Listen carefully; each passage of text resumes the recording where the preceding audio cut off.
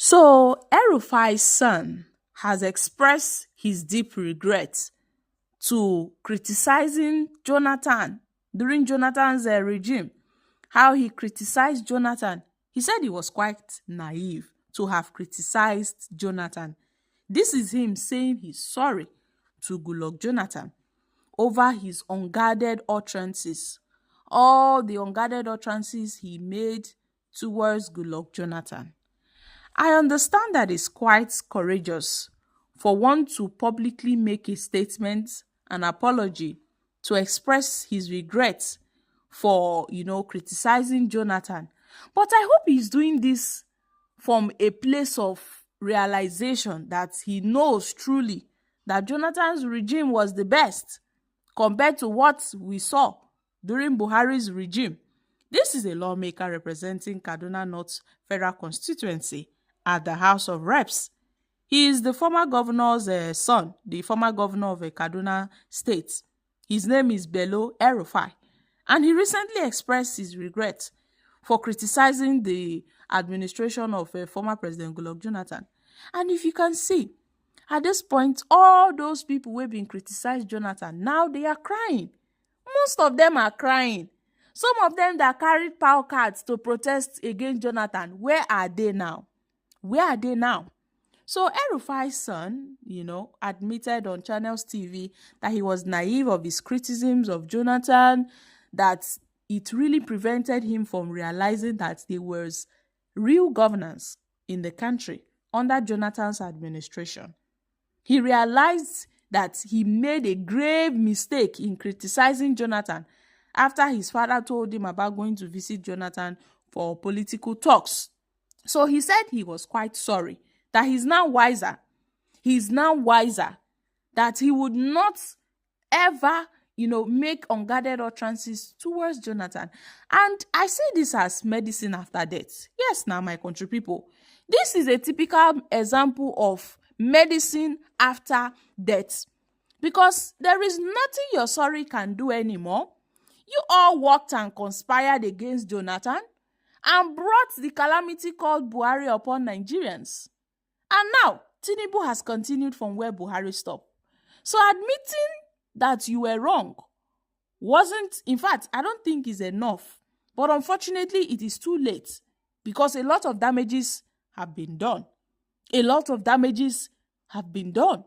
Politicians will say anything just to make sure they paint themselves in good light. All of una na the same. All of una na the same thing. Because say this Tinubu's admin now no favor una. Una don't begin talk with another side of una mouth. I did been say this Tinubu regime favor una. Una for they talk another thing no. But because say everybody they see shege, including some APC members, all of them they see shege. Now why they don't come back now? They just say this one, that one. Look at Jesu Tega or Nokpasa. May God rest his soul. He's late now. But before he died, before Mr. Onokpasa died, he came on Arise TV. He regretted all the comments he made concerning Tinubu. This was a strong supporter of President Bola Ahmed Tinubu. And the last we saw him during an interview, a lot of Nigerians knew quite well that Onokpasa wasn't himself, that he was looking like a shadow of himself. Many people speculated that he was sick, because the story he narrated was quite different from what he said earlier on, when he almost fought with Rufai. He almost fought with Rufai on fire on Arise TV. And later on, he said he will work against Tinubu in 2027. I was really looking towards his comeback against Tinubu in 2027, but unfortunately, he did not make it. May his soul rest in perfect peace. I mean, it was shocking. A lot of people were shocked that he went on just like that. So now, a lot of people are expressing regret. So my country people, make una come shook mouth for this matter. But personally, I see this as medicine after death, because the deed has been done and there is no going back. I mean, you cannot turn the hands of the clock backwards. We can only move forward. But it is so unfortunate that those that brought about the administration of Buhari, they are now crying that they regret it. But my mind is telling me that their tears and their regret is because this administration did not favor them. Had it been it favored them, they wouldn't have been regretting by now. So guys, I'm dropping here. Kindly share your thoughts on this in the comments. I visited my father after I became a member, and I saw him wearing a polo shirt. And I said, "Where are you going?" I just came to GCU. I said he's going to see President Jonathan.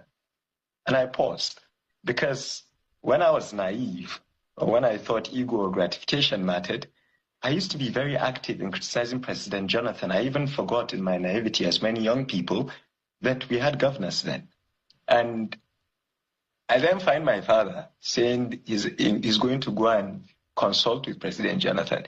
So I looked at him and I said, "Please, when you see him, tell him I'm very sorry. I'm wiser now. The system is a problem." Now, why did I mention President Jonathan? It takes a lot, particularly in Africa, to lose an election and leave. He did that. Governor Fayemi and them were there. So I think electoral reforms have improved, but there have been conversations about the last election. I don't speak when I don't have the data to do that. I've said it before in your channel, shown that I thought if the opposition are united, we, APC, would have been in trouble when you look at the numbers. So, but there is something we've been hearing in the rumors, for example, and that there might be an amendment to the Electoral Act where people can vote without that. Well, let me state that clear. If that is true, that with my two fathers here, I will not be that member that votes for it. We should elevate electoral reforms, whether it's transmission of results and things like that. I think if politicians feel we can write results, it'll be fine. Dr. Fayemi won an election in a state that had solid men. He lost, and then he came back and won.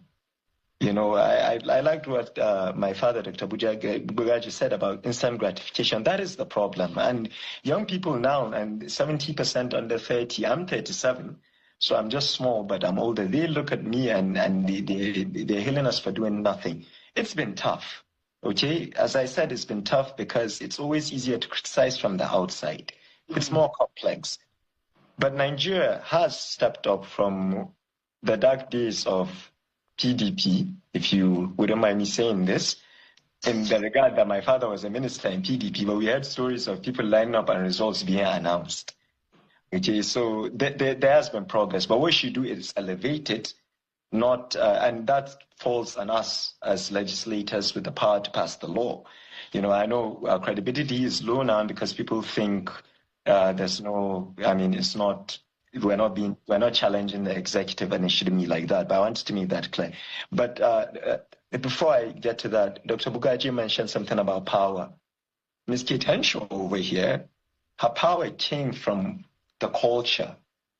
Your Excellency, you know this, and I know Dr. Bugaji knows this, that when you see what the Whiz Kids, the Burner Boy, do for this nation, when you see that Governor Sanwo-Olu realized when they had Dirty December, where it's a festival and all that, when he keyed in, there's something going on that the sectors that thrive in Nigeria, be it Nollywood, be it Miss Funke, be it Tony Abraham, it's the culture, the art. That is power, that is influence, our music and things like that. So I love the fact that Dr. Bugaji made it seem like it doesn't have to be political. Political, yes. It doesn't.